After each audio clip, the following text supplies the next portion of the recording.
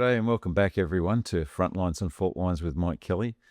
We're really keen to respond to issues as they occur in this program, and so we wanted to touch on this current situation that's occurring in Gaza in relation to the relief issues, and we're very fortunate to have back with me in the studio today Susanna. Thanks very much for joining us again, Susanna. And Susanna's going to interrogate me on some of the background issues in relation to the way relief operations work. What are these legal issues and what are the specifics of the dynamics in Gaza? So it's really good to have you back with us, Susanna. Thanks for being here. And my pleasure. So, yeah. Looking forward to demystifying these things for people. It's really complex. It is, yeah, very complex as I've learned. But, so we'll hopefully have a good chat about it. Yeah, well, let's get into it. All right, Mike, the legal and practical frameworks governing the delivery of humanitarian aid has come under intense scrutiny in Gaza. You've served in a number of complex deployments. What are the legal considerations with humanitarian aid delivery? Yeah, that we'll zero in on some simple ones. Later on, we'll be doing a bit of a deeper dive on laws of armed conflict issues. But I think firstly, it's probably good to talk about, the general world of relief and what are NGOs. And in that context, it's, I think, important to understand the different types of organisations we're talking about here because they're not all the same, and we kind of group them all as NGOs. So in that space, you've got international organisations like the ICRC, who always try and distinguish themselves from the general NGO world, if you like, and they are different because they get all their funding from governments, and in that context, they do also take private donations because they are engaged in a lot of relief work. They primarily began life looking after prisoners of war and being a vehicle for visiting prisoners and passing on information about their health and condition and communications, written or otherwise, between them and their families, etc., monitoring their conditions and raising any issues with whoever was holding them. They're, of course, across such a broader universe of activities these days, and we'll come back and talk about that because I have a very sort of personal association with the ICRC. But moving on from them, you have what we would group as the UN agencies, and the principal ones in this kind of relief space are the International Organization for Migration, UNHCR, which manages refugees, World Food Programme, which is extensive. They're in, tens and tens of countries, feeding millions of people on a daily basis, a massive logistic operation. Yeah. And I know that, they've reached out to the best of technology to facilitate their work too. And they're involved in the Gaza situation in terms of the foods aspect of things. And UNICEF is another one I think people know about, which is they're related to the children's situation globally in all sorts of circumstances. So they're the principal UN agencies. We'll keep them in one group. And then we think the people that we really think about in terms of NGOs is this really big basket of charitable, private, not-for-profit organisations.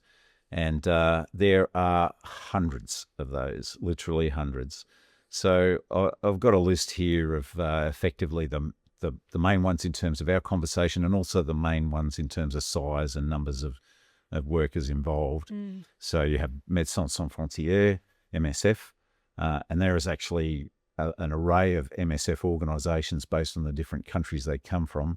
World Central Kitchen was topical because of the incident that happened there involving an Australian, and then the subsequent investigation and report on that by Mark Binskin, who we're going to be having a good long conversation with. Concern, like Irish Concern, for example, who I sort of bumped into in Somalia, Save the Children, Oxfam, the Bangladeshi Rural Action Committee is huge. Wow, so many players involved. Yeah, well, and they're a huge organisation in terms of the number of people that they have working with them. World Vision, International Rescue, Catholic Relief, etc. So you can see that, there's a number of players there just to illustrate the sort of scope of activities they might be involved in, and then they tend to sometimes also experience a bit of mission creep in what they do. But there are hundreds and hundreds, a whole galaxy of these NGOs out there in the world. And it's important to sort of understand the dynamics that they work to as well. So, you've got an organisation like the ICRC, which has a legal framework that they operate under in the International Laws of Armed Conflict Conventions and humanitarian law. And so that's, they're the critical one in that sense, that legal sense. And they're really organised along very tight disciplinary lines with effective forms of communication regimes around how they operate. But not all organisations are at that level. And particularly we've seen this plethora, this absolute explosion of NGOs in the world since, Probably more every day, I imagine. Oh, there's thousands. And, and particularly we're talking about the post-World War II era. And more accelerated in the period, say, since, the fall of the Berlin Wall, roughly, but been growing ever since World War II. And now you'll just find them all over a landscape that you might bump into, very traditionally, of course, in disaster situations and that kind of. Because people want to help. Yeah, and lots of goodwill, well-meaning people. And I've served with so many who are really wonderful people and quite a few who've lost their lives in these circumstances. But the world has also changed, and we'll talk more about that. We'll illustrate it. We're talking about what happened in Somalia, but the situation too of these organisations is they depend on fundraising. So they're driven by a big dynamic of what would appeal to a donor, and there's circumstances in which that leads to shaping how they operate in the field, which I bumped in Bosnia, and I'll come back to that. But running an organisation like an NGO offshore, particularly in challenging environments, raise the cost factor, and capability issues become to the fore. And so you will get organisations who aren't really properly equipped and structured to operate in certain types of environments. And that becomes an issue of how you deal with and manage them and what they can actually contribute. And their different approaches to security, quite complicated. And the scale with which they can operate too, means it's, is it worth having an organisation that can barely do something in a particular environment? So there's a lot of dynamics around how NGOs operate. But when we talk about specifically in a conflict type environment, that's the one that's most relevant to the complexity we're talking about. There's one provision that's very clear about this, and it comes to the point about, do you try and shoehorn things into shoehorn the international legal framework and try and make it stretch to fit political dynamics or the evolution of concepts like humanitarian principles. You'll hear a lot of commentary about that at the moment. But Article 23 of the Fourth Geneva Convention is your primary start point in a conflict situation, because in that situation, the aid relief in conflict is subject to the regulation of the power controlling the access to that relief. That's classically going to be in a situation where you're in a siege, or you've got your enemy kind of in a corner, like the siege of Mosul that the ADF was involved in from 2016 to 17. And so the power who controls that access is perfectly entitled, legally entitled under Article 23, to control the access to that relief, to ensure, and it's tied to this, to ensure the material doesn't get diverted to the benefit of enemy forces. Yeah, okay. Right? So there's that limitation. So aid that goes in that's intended for civilians, ensuring that it's not getting in the hands of combatants. Exactly. Yeah. Or being used in some other way to enable your enemy. Yeah, I've seen. To continue the fight, basically, and Yeah. draw out a war and, heighten your casualties as well as... And this is what we're seeing in Gaza. Etc. Yeah, exactly, Yeah. right? So our real objective in Gaza should be to bring the conflict to an end as quickly as possible. We've all been appalled by the suffering and situation there. So that's our objective, and that's really your military objective as well. Achieve your success, defeat the enemy. So, and, to make sure it's being delivered effectively to the civilians, you want to bring relief to, so that it's not being looted, etc. That's really important. So under that provision, Article 23, Israel's perfectly entitled, we have to appreciate, to legitimately deliver aid under that provision in a situation where they control the technical arrangements, terms in which they're handled, etc. And that's just going to be the situation in a conflict environment. You can't have it's not a permissive environment for NGO operations. That's the first realization that has to be understood. And this legal principle is the most important point to understand when you're trying to make judgments about what's right and what should be done. There's a lot of trucks going into Gaza at the moment, isn't there? Yeah, it's still a complex situation from that point of view because the relief organisations that went in initially still have warehousing, and we've just seen stories emerging about how the World Food Programme's warehouse has been stormed by, Gazans hungry for food. So there is issues of control about that, and we'll come back to that. But the question is, what lessons do you learn about the specifics of your environment to how do you most effectively deliver aid that, means that those people are going to get the benefit from it. And there is a legal framework in which to operate in that. So let's dig into the UN agencies a little bit more. What is UNRWA and what has been their dealings with Hamas in the Gaza Strip? And maybe you can break out some of the acronyms for our listeners as well.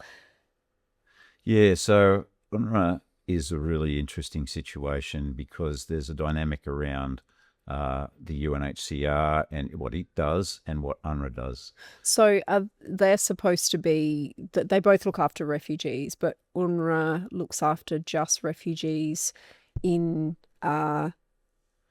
it's only confined to Palestinian refugees. Okay. And it's the only organisation under the UN that specifically deals with one category of refugee. So UNHCR looks for refugees everywhere else in the world. It operates under the Refugee Convention. Yep. That was introduced in the 50s and added to by protocol in 1967. And it is an entirely different objective. So it's dealing with people who fit within a very clear and specific definition of refugee, who are fleeing from violence, persecution, personal threats, etc. It's all got to be related to that person and not just a general situation that they're not happy with economically or whatever. It's got to be actual threats and persecution to you individually. And you have to demonstrate that to qualify as a refugee. But that doesn't apply to refugees, Palestinian refugees. No, because it's become a generational thing. So UNRWA will classify people as a refugee even though they're numbers of generations down the road. And we'll come back to how that kind of gets perpetuated in a minute. But the goal of UNHCR is actually to place people who are displaced. Yeah. So they will establish an entire regime around, yes, you will be perhaps in a refugee camp, and there's a person that I'm in regular contact with at the moment that I served with in Somalia, who I'm trying to get resolved in that way, that I've written supporting material for, who's sitting in a refugee camp in Kenya, for example, who's come out of Somalia under personal threat. And UNHCR are now processing that person to place them in a safe place, be it Australia or, the first place he can get to, frankly, out of danger. And so that's UNHCR's geared fully to that, to providing immediate relief and shelter to people fleeing violence, etc., and personal threat, and then getting them placed, whether that be absorption into where they are or whether it be somewhere else. But it's not meant to be a permanent situation for that refugee. So why then the difference between UNRWA and UNHCR? So UNRWA is almost the opposite of that. The intention around UNRWA is to perpetuate the situation of the refugee. But if they're both UN agencies, why would the objective be different, or would you need a different refugee agency? Yes, that's the $60 million question. and really, the only conclusion you can draw about that is it's been politically motivated. It serves a lot of interests to have this situation perpetuated as a political weapon. And certainly the other point about this is in the Middle East, there are only 4 countries who've signed up to the Refugee Convention. Yeah, okay. So, and Israel is one of them. And funnily enough, Yemen is one, Iran was one. But none of these countries in that region are accepting refugees from Gaza, for example, none of them. And you look at the financial resources that Saudi Arabia or Qatar or Bahrain or UAE have, they could build, massive, villas for each one of them. Yeah, solve the problem overnight. They've not taken a single refugee. And countries like Australia, thousands of kilometres away, have taken them. Yeah, well, so they're just stuck between a rock and a hard place where their neighbours won't take them in or give them work. Totally. And even worse, in the situations they live in UNRWA camps, which actually, if you look at them, they're built up areas and suburbs of cities around the region, including in Gaza, what was designated as refugee camps. I mean, Gaza's meant to be part of a Palestinian state. So they're actually in Palestinian territory, but still designated as refugees. And the so-called camps that they live in are actually built up areas. So totally different operational guidelines to UNHCR. Well, the problem that you have for a Palestinian in a UNRWA refugee camp is that you might have it looks like a normal suburb, and it might have a shopping mall and all these other things, but you're not allowed to own property in that refugee camp. So they maintain them in this perpetual state of flux and that's not twilight zone. And that's the intent, to use them as a political weapon to continue to put pressure on Israel. And a lot of these other countries like Kuwait expelled about 400,000 Palestinians because they suspected them of supporting Saddam Hussein. And in Jordan slaughtered thousands of them in 1970 in what became known as Black September. And Jordan is effectively a Palestinian state. I mean, the majority of the population are Palestinian, and they've had imposed upon them a Hashemite royal regime by Churchill in the UK, who didn't belong there. So, that actually should be a Palestinian state. But, these are the dynamics of the region have been really fraught for the Palestinians and perpetuating them in this condition. And UNRWA's been part of that, a deliberate mechanism. They're the only refugee group in the world that has their own agency designed actually to keep perpetuating refugees. Their condition. So that's one aspect. And then there's the other aspects of the way UNRWA has operated that are even more disturbing. So let's get into the relief distribution.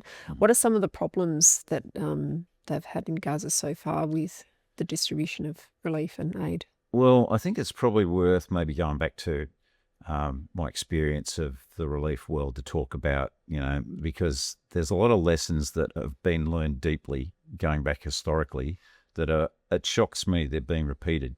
The mistakes of the past or the lessons that haven't been learned from how relief's been done. What is it, lessons observed now, isn't it? Yes, my colleagues in the military, it's they're lessons identified. Yes, they're often not learned. And so, if I go back to my period, like I've been across this relief world quite intimately. I was seconded to the ICRC in Bosnia, and I'll show you me with my trusty armoured Land Rover in Sarajevo, and it highlights to the level of discipline, organisation, and security arrangements that are in place for the ICRC. Incredibly rigid, designed for the safety of their people and to facilitate what they do effectively, which means you've got to really appear as a neutral in the circumstances. You don't go into the media space to talk about anything you see because you have to maintain the confidence of the warring parties that you're moving in between. But in Bosnia, one of the things I saw there and observed was that, again, hundreds of NGOs in the field, but because the portrayal of the war, understandably, was, it's the Bosnian population, Muslim population, that's the victims here and they're suffering. So you saw hundreds of NGOs working that side of the equation and almost none on the Bosnian Serb side of the equation. The ICRC provided relief and worked on that side. But other NGOs were afraid of losing donor support if they were looking after suffering Serbian women and children. Yeah, so they had to pick a side to get funding from that side. Exactly, for your donor dynamics. So you needed photos of you with Bosnian Muslim women and children, not Serbian women and children, you know. So sad. Yeah, so ICRC had to actually then skew their effort to kind of help compensate for that, you know, that lack of support on the other side. Trying to be more neutral. So I learned the donor dynamics can have an effect in the field in that respect. And there are other organisations who were really dubious. You know, they'd set up a shingle and you were trying to, you know, in certain circumstances, for example, place children with foster families outside of Bosnia.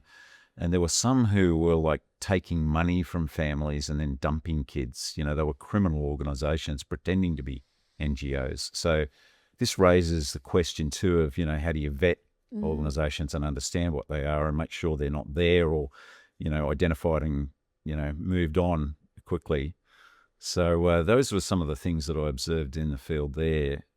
It just goes to show how complex things are and how easy it is to criticise from the sidelines. Yeah, and it's important not to sort of try and label NGOs, you know, as counterproductive or, you know, impediments to outcomes. It's just that we have to understand the limitations and dynamics to work with that, right? Yeah.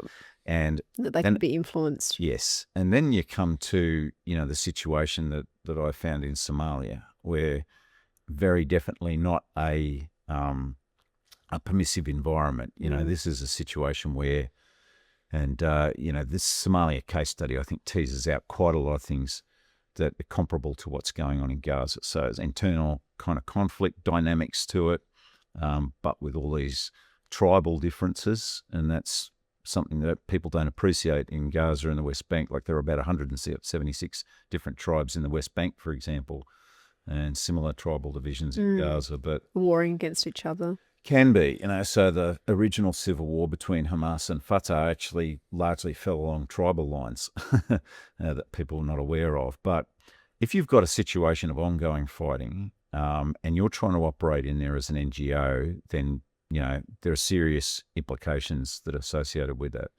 And particularly these days, NGOs can actually become the enemy by default. So when we arrived in Somalia, for example, there was the people of the Bai region, the Rakhine people, the Rakhine-speaking peoples, were largely sedentary farming type people, and you know, profitable farming industry, etc. So they became a desired target for, you know, surrounding clans in that civil war context. So the Marahan, for example, and the Daduble clan, which is a sub-clan of the Habu Gaida, which was Mohammed Farah Aidid's crew. They were intent on actually genocidally wiping out the people of the Bai province, the Rakhine peoples, and taking over their land. And we knew this from correspondence, particularly that surfaced from the Marahan clan. And so by the time we arrived there, and it was known as the epicenter of the famine, you know, we deployed there thinking this was just all about a famine and enabling the NGOs. It's far more political. Yeah, and the mission was described as facilitating humanitarian relief. So we thought, oh, rightio, we're just there to provide a bit of backup to the relief activities. And then what we found when we were there was that because there was this genocidal objective, the reason why the NGOs were struggling is because if you're feeding the people that this other tribe or faction or clan is trying to eliminate, you become part of the enemy because you're preventing that clan from achieving its objective by feeding them. So one incident that I was involved in unpicking and dealing with that had happened before we arrived was the Daduble clan led by this warlord Gatali had attacked the Red Cross compound in Baidoa and stolen the food and killed 16 Red Cross workers there, local Red Cross workers. Imagine it's quite easy to put pressure with the threat of violence on NGOs and relief organisations. Well, they became then a bit of a resource dynamic. So what became very common practice is the armed militias and organisations and warlords would then go and steal the food on a regular basis to sell across the border in Kenya to enable them to buy weapons and arms. And then as a counter to that, the NGOs then started to arm themselves. They started to hire security guards. And, there was really little to no actual vetting or understanding of who it is. Oh, so they don't know who the security guards are either. Well, it's quite often you'd be a security guard by day and then they would come back by night and actually loot and rob and steal money or whatever and maybe kill NGO workers. So, and look, I think the smart NGOs and the ICRC at this point became the largest armed organisation in Somalia. Wow. The largest numbers of people under arms were controlled by the ICRC.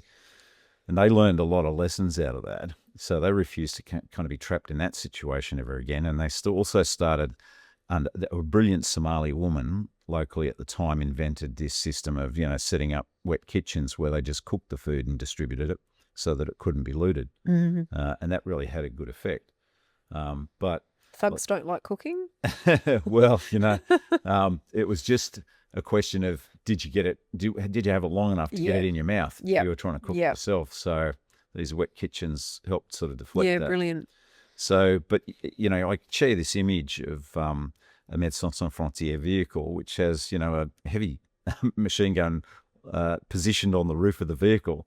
And it's kind of like this counterintuitive image, right? But it's very illustrative of the compromise that happens. And when you start talking about humanitarian principles, this was the really big moral dilemma and practical dilemma of the situation. And it makes it then hard when you're coming in there to work out, well, who are the bad guys and who are the good guys, And here you see an image of a group of armed protectors for the ICRC to underline that point, that they were using these armed guards as well. So that was very flawed, very flawed. What you couldn't really be operating as NGOs in that environment by just hiring your own, guns. And that was also fueling the arms market, to be frank, as well. So, you needed a gun to be able to get a job, etc. So that whole dynamic was just deeply, deeply flawed. And it should really send a lesson that you can't operate as an NGO in a non-permissive environment without the security enabling you to do what you do. So you can't just say, like, I'm never going to cooperate or coordinate or work within a security regime, because that's not how, NGOs are geared. They can't work in a non-permissive zone.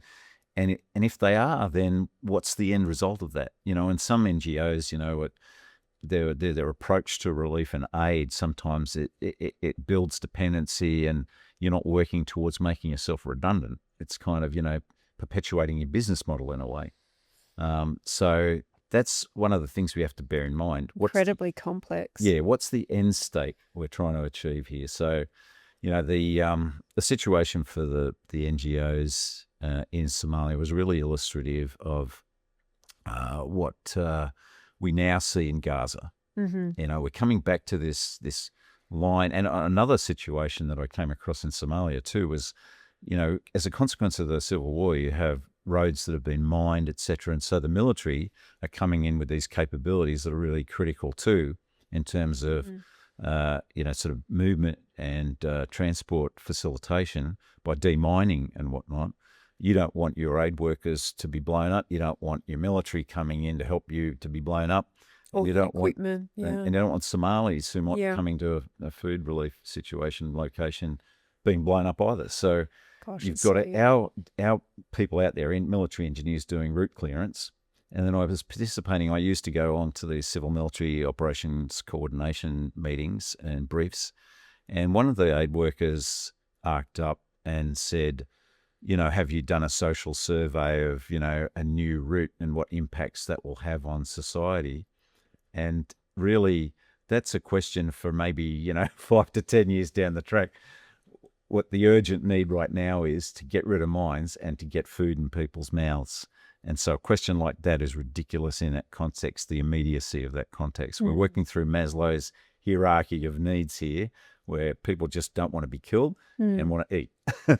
So there's sometimes really unrealistic sort of approaches and attitudes and philosophies that don't match the urgency of the situation. Or even what's possible, I imagine. Yeah. And so I'm seeing some of that kind of conversation surface again, where relief organisations saying, we're not going to cooperate with any attempt that tries to put a security environment and envelope around relief delivery.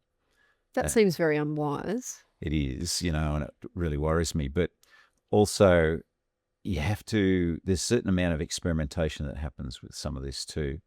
And I might finish up today's session by just showing a short clip of our very first food distribution point that we set up in Somalia.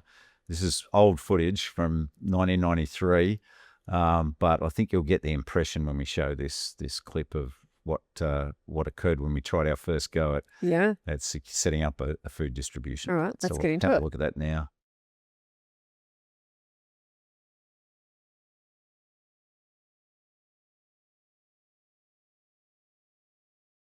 So what you've seen there is sort of a failure to appreciate just the dynamic of human need and how the urgency of their situation needs to be matched by the need to bring order to that, so that you're ensuring that everybody's getting a fair share of the food, etc., and it's done in an orderly way, and you don't have the risk of casualties in how it's done.